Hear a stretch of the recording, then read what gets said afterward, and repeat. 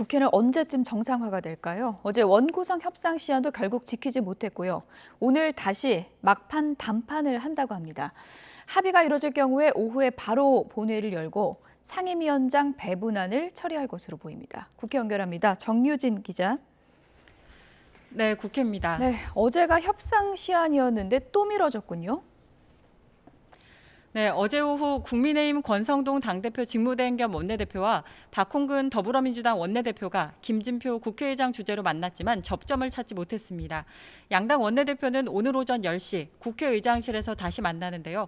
오늘은 이견을 좁힐 수 있을지 지켜봐야 할 것 같습니다. 만약 원구성이 합의되면 여야는 오후 2시 바로 본회의를 열어 18개 상임위원장 배분안을 처리할 예정입니다. 마지막 쟁점은 행정안전위원회와 과학기술정보방송통신위원회 위원장을 어느 당이 맡을지입니다.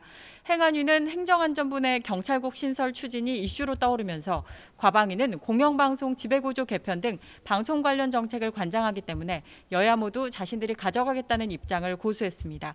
여야는 이와 함께 국회 사법개혁특위를 놓고도 세부 조율에 나설 것으로 보입니다. 앞서 사개특위 위원 정수는 여야 각각 6명씩으로 하고 위원장은 야당이 맡되 안건은 여야 합의로 처리한다는 내용이 알려지기도 했는데요. 어떤 부분이 수정될지 관심이 쏠리고 있습니다. 오늘 여야가 원구성 협상을 타결하면 지난 5월 30일 전반기 국회 임기 종료 뒤 50일 넘게 계속된 상임위 공백 사태도 마침내 끝나게 됩니다. 네, 오늘 합의가 좀 됐으면 좋겠네요. 탈북어민 북송 사건 놓고는 여야 공방이 계속되고 있는 상황인데요. 국민의힘이 JSA를 방문한다고요?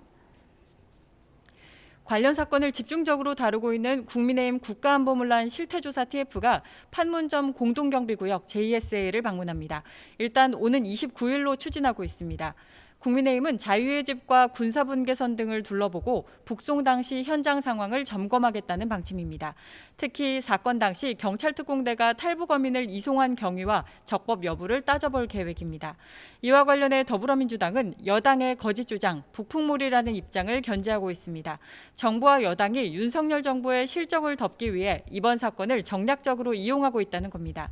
민주당은 이런 행위가 남북관계를 흔들고 안보 자산을 불신하게 만드는 자충수가 될 것이라고 경고했습니다. 지금까지 국회에서 YTN 정유진입니다.